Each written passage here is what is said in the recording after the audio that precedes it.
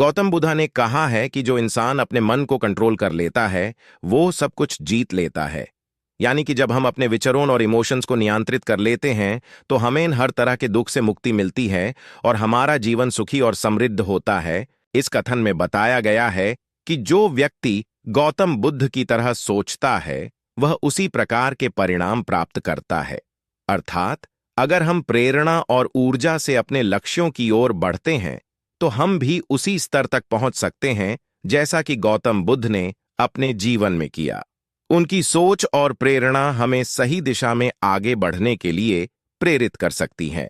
गौतम बुद्धा का संदेश है कि हम जो कर्म करते हैं और अपने विचारों को कैसे नियंत्रित करते हैं वैसा ही फल हमको प्राप्त होता है। इसका मतलब है कि अगर हम शांत और समझदारी से जीवन बिताते हैं तो हमें शांति और समृद्धि प्राप्त होती है। गौतम बुद्धा ने जीवन में अच्छे विचार रखने की महत्वपूर्ण उपदेश दिया था।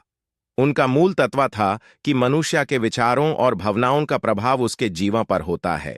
उन्होंने समझाया कि शुभ विचार रखना, दूसरों के हित में सोचना और अहिंसा के मार्ग पर चलना ही सच्चा सुख और शांति का साधन है। उनका उपदेश जीवन में समृद्धि और संतुलन लाने का रास्ता प्रस्तुत करता है। अहिंसा। अहिंसा परम धर्म है। हिंसा से किसी भी तरह का सुख नहीं प्राप्त होता। 3.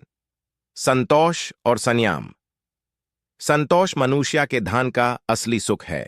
संयम व्यक्ति को सभी कष्टों से मुक्त करता है। 4. बोधचित्ता। सभी जीवों की सहानुभूति और सहयोग की भावना करके बोधचित्ता को विकसित करो। 5. अनित्य। सब कुछ अनित्य है। संसार के सभी वस्तुएं कभी भी स्थायी नहीं रहेंगी। गौतम बुद्ध हमें अपने जीवन से कई प्रेरणाएं सिखाते हैं। उनके जीवन के महत्वपूर्ण संदेशों में शांति, करुणा, समझदारी और साधारणता का महत्व है। उनकी तपस्या और समय समय पर अपनी अंतरात्मा की खोज ने हमें यह शिक्षा दी कि ध्यान और अंतर्मुखता से ही सच्ची, सुखी और उदार जीवन जी सकता है। उनके उपदेशों ने हमें यह सिखाया कि संयमित और सहनशील रहकर हम अपने जीवन में सच्ची समृद्धि प्राप्त कर सकते हैं। तुम अपने मन को बदलो और तुम्हारा जीवन खुद बदल जाएगा। 2. किसी के प्रेम और समर्थन से बढ़कर अपने आप से प्रेम करो। 3. जो कुछ भी तुम सोचते हो वह बन जाते हो। 4. संतोषी मनुष्य विपत्तियों में भी खुश रहता है। 5. जब तक तुम अपने स्वयं के द्वारा